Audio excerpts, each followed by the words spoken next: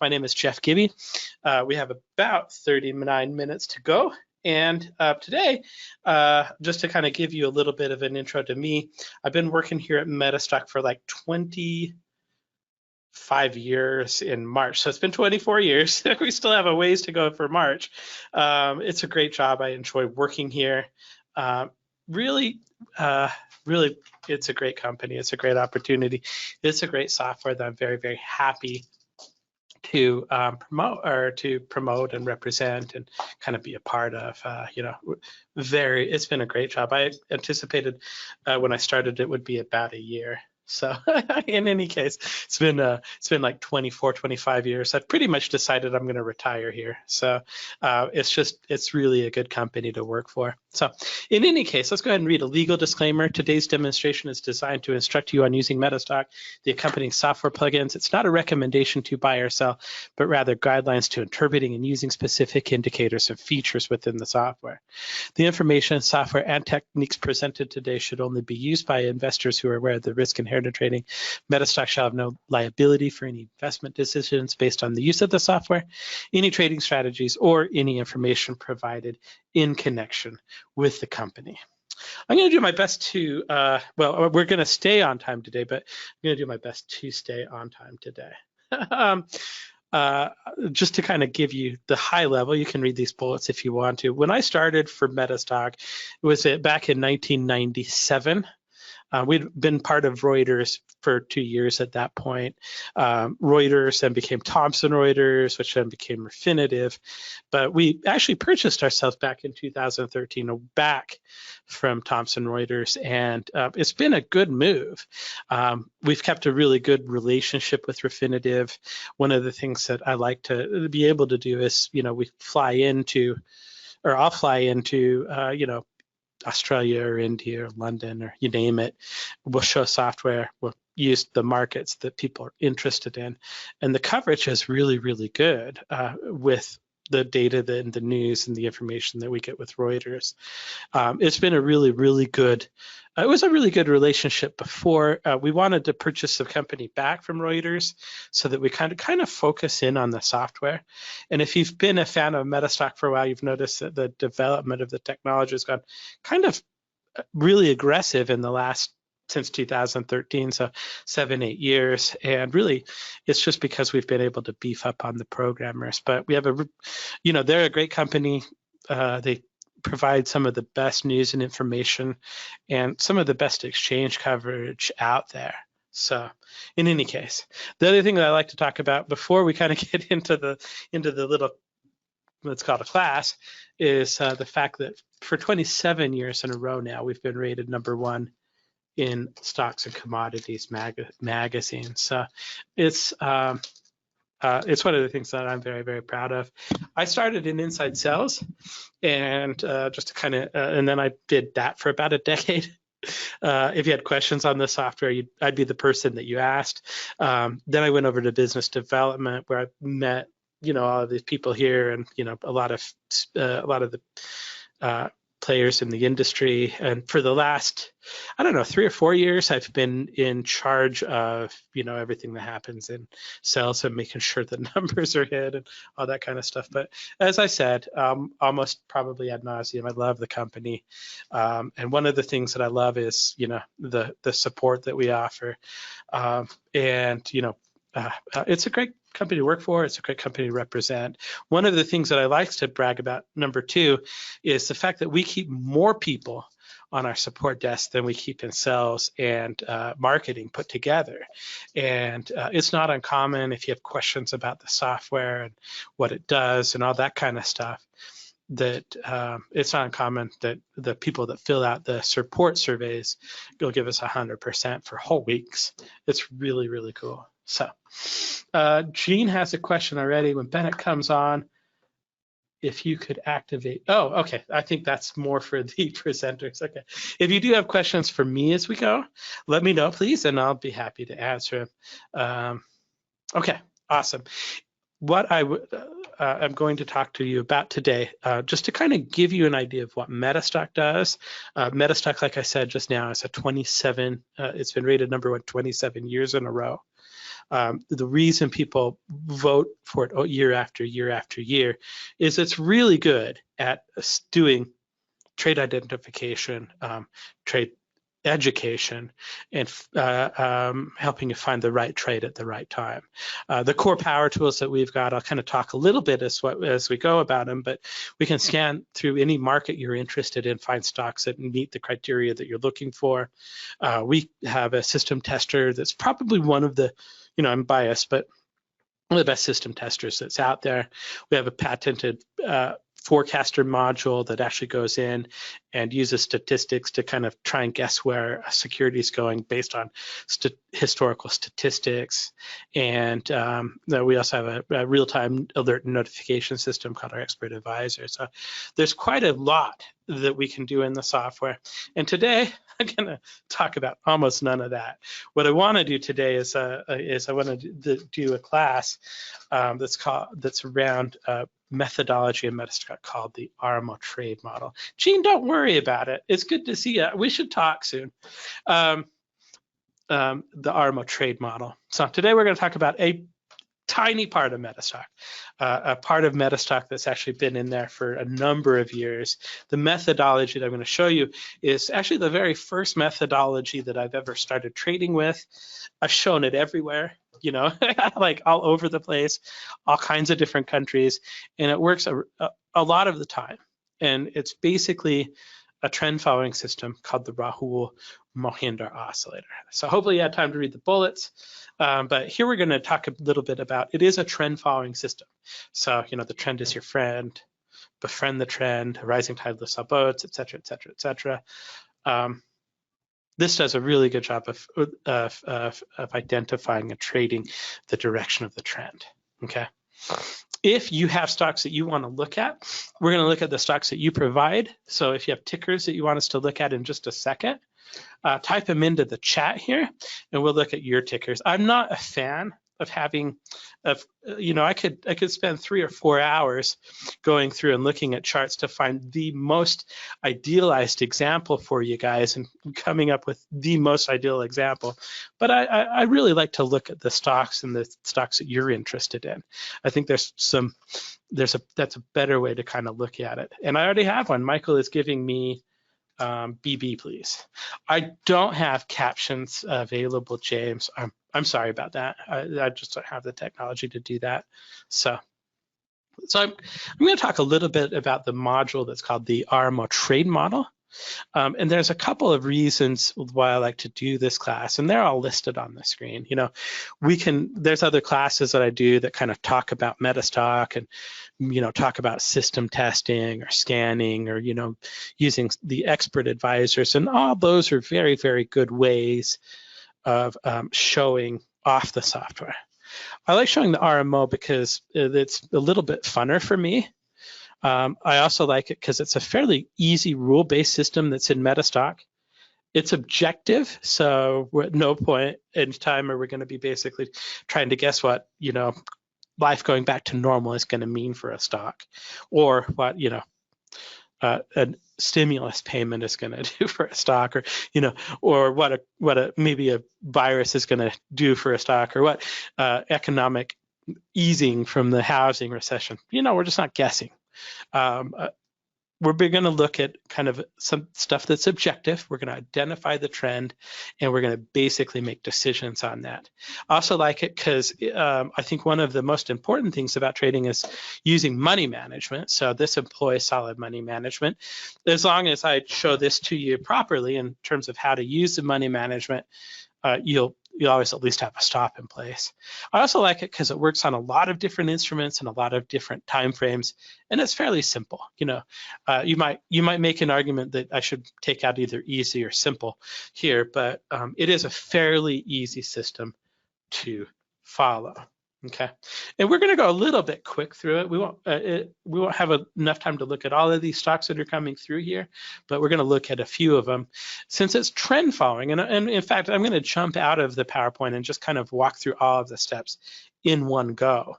It was funny. I was talking to one of my coworkers here, and I'm like, it's almost harder for me to cut down 20 minutes. I'm so used to going an hour, but what I'm going to do is just to kind of just go in, and we're going to just do all 3 steps instead of coming back into the PowerPoint. We're just going to show you, okay, the first thing that we're going to do is we're going to identify what Rahul calls the primary or the prevailing trend.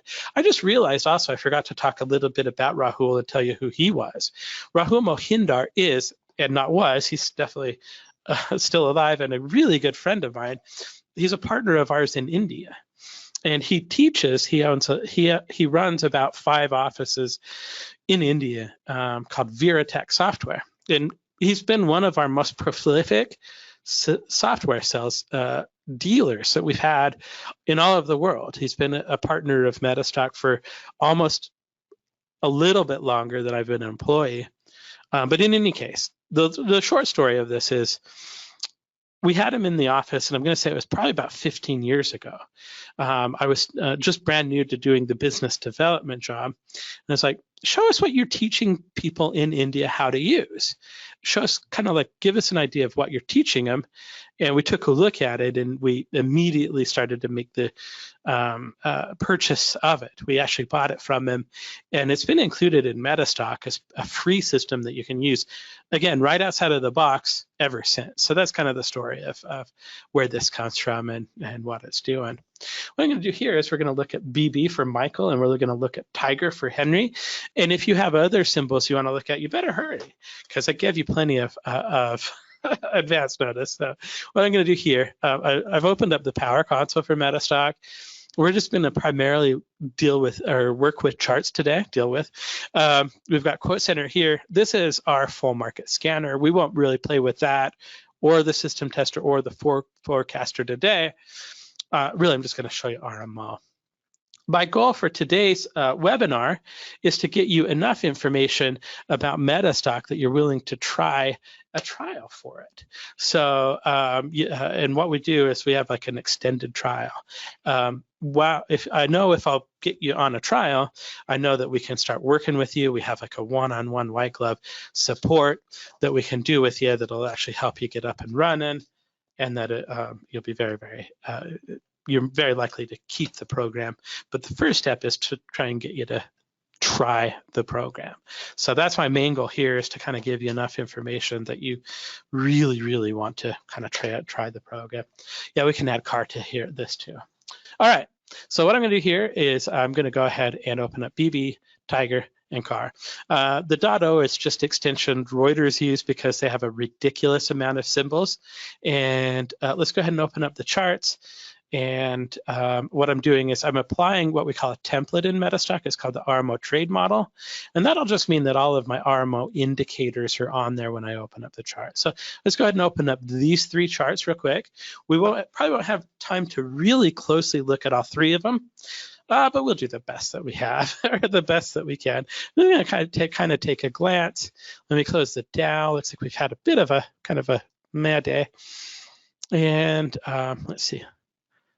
No, don't save the chart. Let's go ahead and take a look here.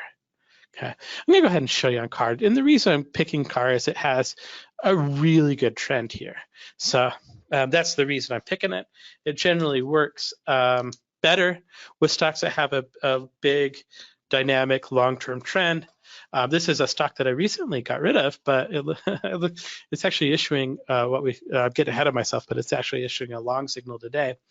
Let's go ahead and kind of talk a little bit about objectively identifying the trend. So with this, what we want to be able to do, what Rahul does is he talks about 3 different types of a trend. He'll talk about the long term, which or the primary trend, an intermediate term, and then a short-term trend. The first thing that we want to do is we want to look at what he calls the long-term trend, and that we can look at with this what he calls the Rahul Mohindar oscillator, or the RMO. Okay, so I'm going to go ahead and make this full screen real quick. Okay. Oh, what did I do with it? Okay, it's still there. Okay, I'm going to go ahead and just make this indicator full screen, and we'll talk a little bit about it. This is the long-term trend of the stock. It's designed to look at the long-term trend. While I'm talking to you, I'm just using my horizontal line tool, and I'm putting a value right at the 0 line, okay? So we'll go ahead and make sure that's exactly at 0. Now, the way that you look at this indicator, Rahul was very, very cognizant to keep it very simple, Okay, so the way that we're going to read this is going to help us identify the primary or the long-term trend. And in this case, we're looking at CAR. Okay, if it's above 0, what we're going to say is that this particular stock is long-term bullish. Okay, if it's down below 0, it's going to say that this stock is long-term bearish. Okay, and you can either look at the indicator or you can look at the ribbon down here. This ribbon is going to say the RMO is in a bullish zone, or it's going to say that it's in a bearish zone. Okay. Now, the way that we use that as a trader is quite simple. If it's bullish, we're allowed to go short, and if it's bullish, or I'm sorry, if it's bullish, we're allowed to go long, and if it's bearish, we're allowed to go short. We're not allowed to trade against the trend. Okay, so our first step, if we're looking at CAR.O today, is we look at it. We're bullish long term right now, so we're allowed to go long. That's step number 1. Okay, you don't trade against the trend because everybody tells you it's your friend, right? So the next indicator that we're going to look at so that's step 1. Are we bullish on CAR? Yes. Okay. What does that mean? That means we are not going short on this, and that if we decide that we want to take a short position or a long, gosh darn, and yes, I'm from Utah. Darn is a Utah word, but if I'm not allowed to go short, I'm allowed to go long if everything else lines up. I think you get the idea, and I'll try and stop stumbling over my own sentences. So the second thing that we want to do is we want to look at the short-term trend. So, and we do that right here. This is actually 2 indicators. Rahul calls this swing trade number 2 and swing trade number 3. Okay.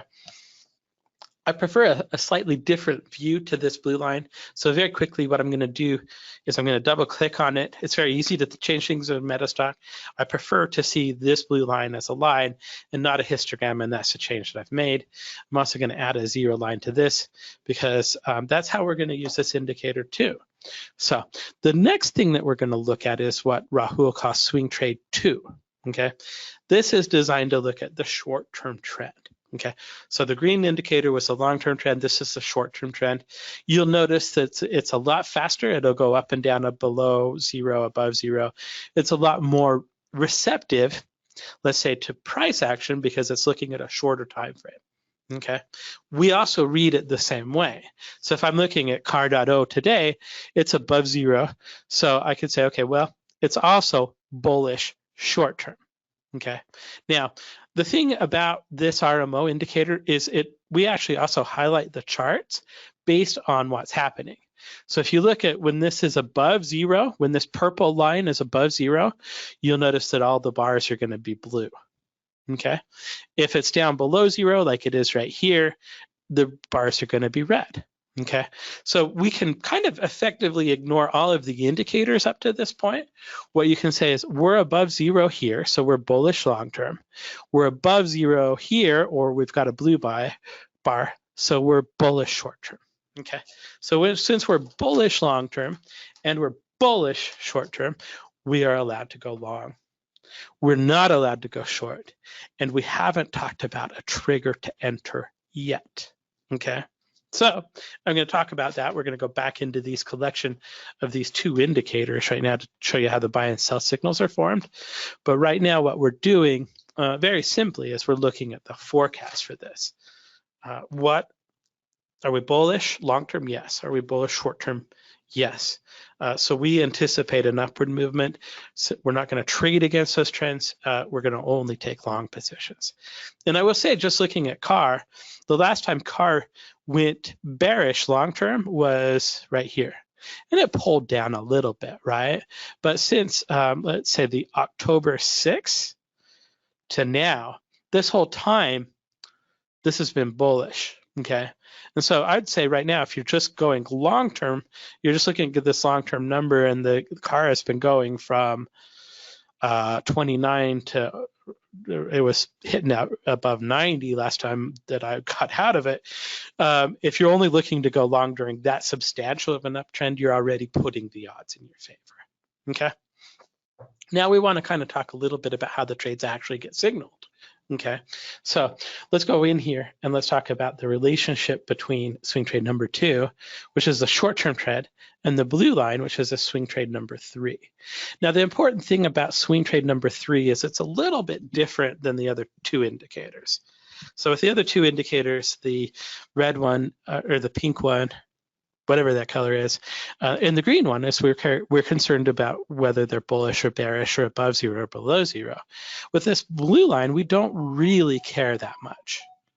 What we're looking at is we're looking for the change or the relationship between swing trade number 2 and swing trade number 3. Okay, if you've guessed now that the blue line is a medium-term trend, you're absolutely right. What we're looking for is we're looking for what Rahul calls a shift of momentum, a shift of direction, or a change of force, okay? And what he's looking for is a bullish enough of a move to the upside where this swing trade number 2, or our short-term trend, crosses up above our medium-term trend, which is what happened there. This is what he calls a shift of momentum, or shift of force, or shift of direction, whatever word he uses, and he uses all of those, but whatever he uses to kind of illustrate the point, this is where you would get a buy signal on the chart, okay? When it crosses down below, in other words, when you have that bearish shift of momentum, or that shift of direction or shift of force, like it happens right here, then you're gonna get a sell arrow on the chart, okay? So let's go ahead and go back here. Here's your buy signal because you had that bullish shift of momentum. Okay, if we were looking at this as a potential trade opportunity, we would go ahead and take it because we have that bullish shift of momentum with a bullish long-term trend and with a bullish short-term trend. Okay, if we look here a couple of days later, we're getting a bearish shift of momentum, right? But we're still bullish long-term. We're still bullish short-term. We're not going to go short because we're not going to trade against the trend. At most, what we're going to do is start to pay a little bit more attention in case we get weakness long term. Okay, all right. So as I said earlier, with CAR, we actually did have an entry signal today, okay? But we wouldn't buy just yet. And I want to kind of talk a little bit about how order management actually works and how Rahul teaches you to look at your stocks and kind of identify or how to get into the stock. Let's say it that way. And I think a good place to start with kind of the limited amount of time that I've got is right here. We'll just start right here. I'm sure that this right here, if we'd follow the rules, wouldn't have made us that much money. It also wouldn't have lost us a little bit of money. I do want to be clear, you will have losing trades with this, but you'll have winning trades as well. So, but the money management is what is important to this.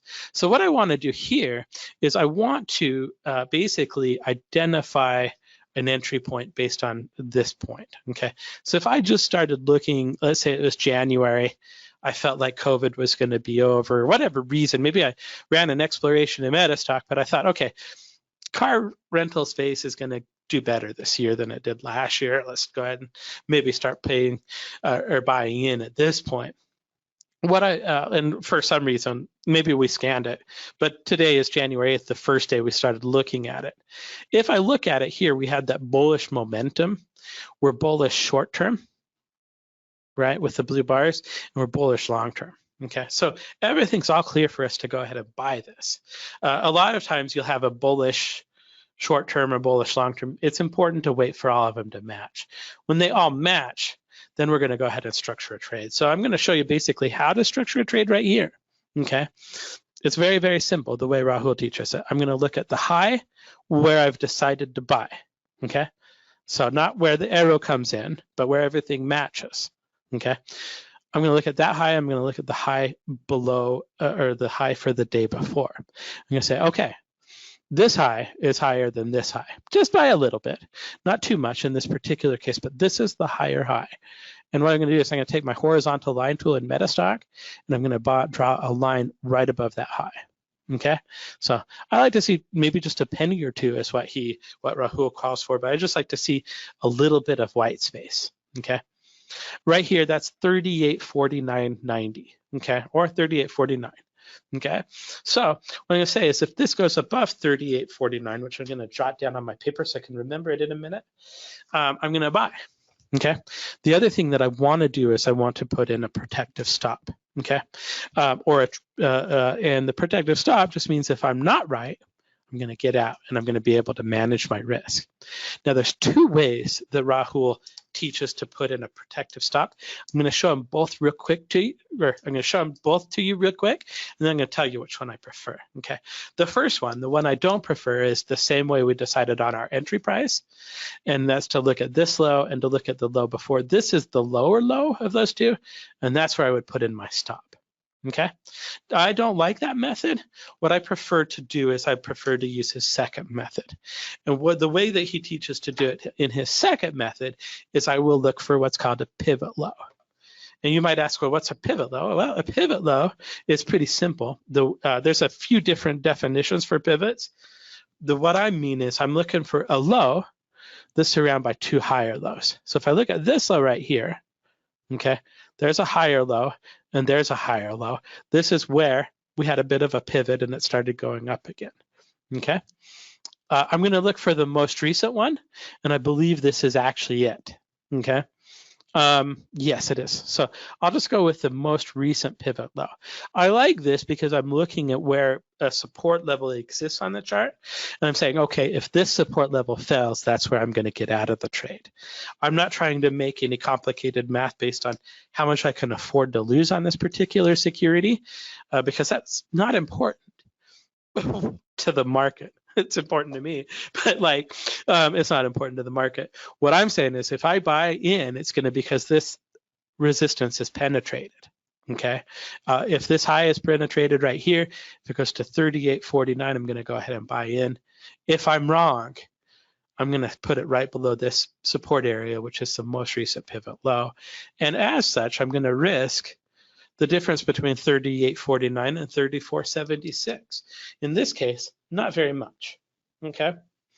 Now, sometimes it is a lot, and you kind of have to make a decision in terms of whether or not you can afford the risk to the reward. But in this particular case, I'm okay with it, okay? All right, so I know where I'm gonna buy, I know where I'm gonna stop out. The very next day it opens lower, works its way through that high, and as close to 38.49, I'm going to go ahead and get in.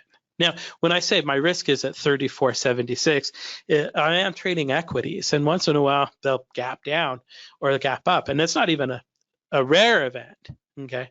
But I might lose more than I'm expecting if it gaps way down, right? If something came out with, I don't know, Avis or, something happened, it might end up being my risk might be higher, but in most cases, I'm going to try and get out at 34.76 or lower.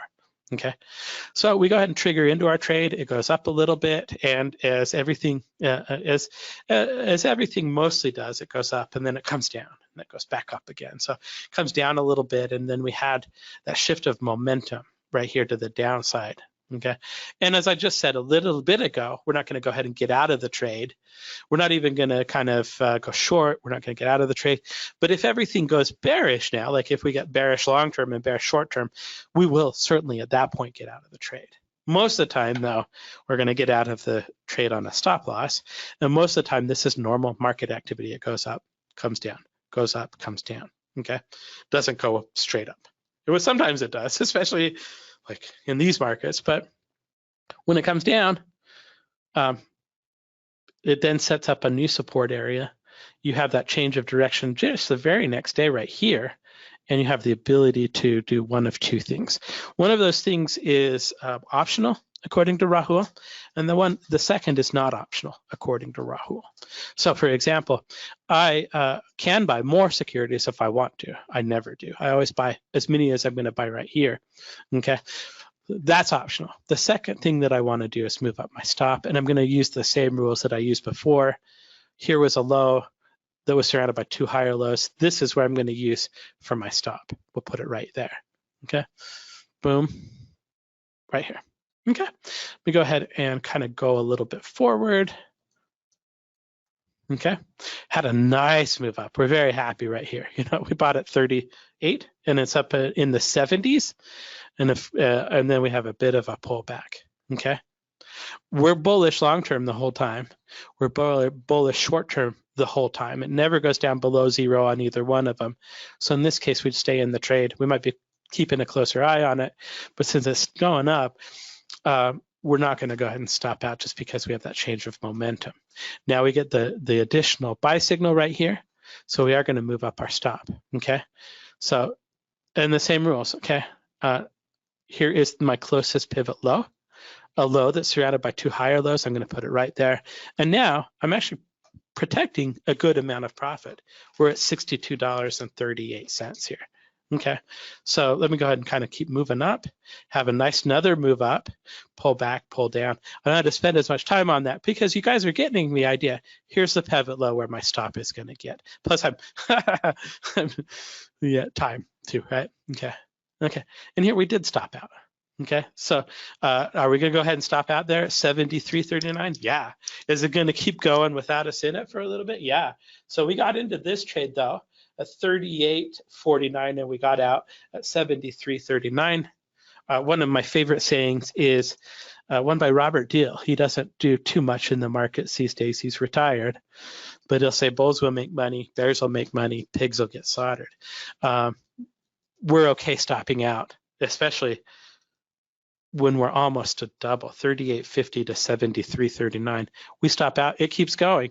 Guess what? We can get back in, right? Here you have that shift of momentum again, okay? So we just follow the same rule before. We'll go ahead and buy this again if it goes above 83.88. Where I would put my stop loss in is actually down below this bar. You'll notice that that is the last time that it had a pivot low.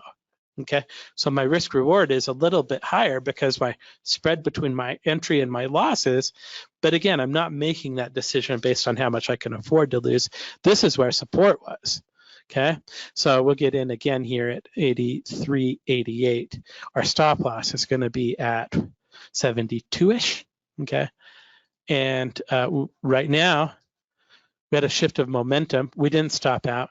Here we're going to be looking to where to move that stop, which if you look at the rules, this is our pivot low, either of these two bars. I can't tell which one is lower, but this is where we'd be in our stop. So that's the RMO. And let's see, we probably don't have a time to drill into the other two stocks, but we'll look at them real quick. That was Car.o we were looking at. With BlackBerry, BlackBerry had a very good ride up. We were bullish here, but yeah, it didn't work as good with BlackBerry as it did with Car. I would say that we probably would have taken I probably just wouldn't trade this on a daily basis with RMO. There's just certain stocks that it doesn't work with. The ones, BlackBerry, I don't think would be a good choice for this one. Okay, maybe if I went down to an hourly chart, we did have a tremendous run up. I'd want a bit of a different exit strategy because RMO's more for a bit of a steady trend. So there you go. Ghana says, is there a pivot indicator? I could actually, Ghana, if you're a MetaStock user, I could write one for you in my head. Email me, jeffrey.gibby@metastock.com, and I can write an indicator that'll look for a pivot low. I just had to think about it for a minute. So I'm happy to do that for you. Oh, thanks for using MetaStock too. That's awesome, Ghana. Send me an email. I'll send you a little indicator that'll just identify those lows for you. It's easy. I just had to think about it for a second. I don't do math like that on the fly, but I've got it almost coded in my head. All right, so there you go. And thanks for using MetaStock. That's awesome. So here's the rest of the PowerPoint that we did skip. All right, but it just kind of talks a little bit about it. What I want to talk a little bit about today is kind of the different, to close up, are the different versions of MetaStock that we've got. So we have a MetaStock RT, which is our real-time version of MetaStock. It's $250 per month. And it actually includes MetaStock, which is everything I showed you today. It also includes what we call Zenith, which is a white labeled institutional quality product that has some of the, like it has some incredible news in there. I was talking to a guy actually just before I kind of came in here today who runs a little bit of a, he runs a little bit of a room, like a website room, and he's like, I've been playing in this, and this is like getting Bloomberg, but not for $2,500 per month. So just to kind of give you some ideas on the Icon numbers, just some broad numbers, they have 3,000 different reporters in about 300 different news bureaus. Okay, they spent over $1 billion getting this product, this what we call the Zenith product, out the gate. It is a tremendous product, and if you're interested in news that's good, that's the same thing that hedge funds and mutual funds use, you should look at Zenith. It is absolutely a phenomenal product. Also, Metastock. So you get both of those for about $250 per month. All right, my timer is going up, telling me that I need to make sure I'm on time, which I am. Okay, so you'll get both of those for basically $250. The other version that we have is Metastock, just what we call DC, which is the daily charts version of Metastock. It's just basically daily data. It's only $69, and for $69 a month, you get the Metastock program. You get the data that you need for all of North America, basically, or all of Europe if you're in Europe, or all of Asia if you're in Asia. So all of that is included at the $69 per month. In addition to that, what we're going to do is, if you pay for a month, we're going to give you the second and the third month for free. So if you do the Metastock DC, you're going to pay roughly about $23, $24 per month, and you're going, for your first 3 months, to evaluate it. You'll be able to evaluate the software that's been rated #1 for 27 years in a row. So basically, that'll include Metastock 17, our latest version. It'll include all the data that you need to go ahead and get started. We're actually going to include what we call our white glove installation support. This is where one of our, we have special members of our support team that do this, but they will call you up and they will walk you through all of the power tools of Metastock, make sure you have questions answered, make sure you have everything installed properly, and just make sure that you get off on the right foot with Metastock. We've been doing this for a couple of years and customers absolutely love it. So we're also going to give you a DVD and a training set that's called Unleash the Power of Metastock, which is a $99 value. So I'd encourage you to go ahead and sign up, of course. But for 20-something bucks a month, give it a go. There is a reason it's been rated #1 for so long. Ghana, I would be happy to repeat my email. I'll type it out real quick. To do this, let's see if I can type and talk at the same time. Give us a call at Jeffrey. No, I can't. 800-882-3040. You can also go up to metastock.com/festival. If you want to get some more information, I understand it's a huge product. Go to metastock.com/saleschat. And if you have questions for me, or you want me to create a little code for you, Ghana, just email me at jeffrey.gibby@metastock.com. Ghana says he uses DC and it's a great product. I agree with you completely, Ghana. Okay. JP asked a question that I think I gave myself 1 minute to answer. Why are ticker symbols different from my trading platform? Thanks. Easy. If you come in here and you just type in AAPL, right, which is Apple, you're going to have the ability to get it on Denmark Exchange, Belgium Exchange, the French Exchange. The thing is you are not going to be interested in those exchanges at all. You just need to remember that it's .o for the NASDAQ stocks, and that'll always pull the ones. But that's the reason. It's the reason is simply that they've got 300,000 plus symbols that you have access to. So that's the way that you identify this is the US one. You're welcome. Okay. All right. So that number again is 800-882-3040, metastock.com/festival.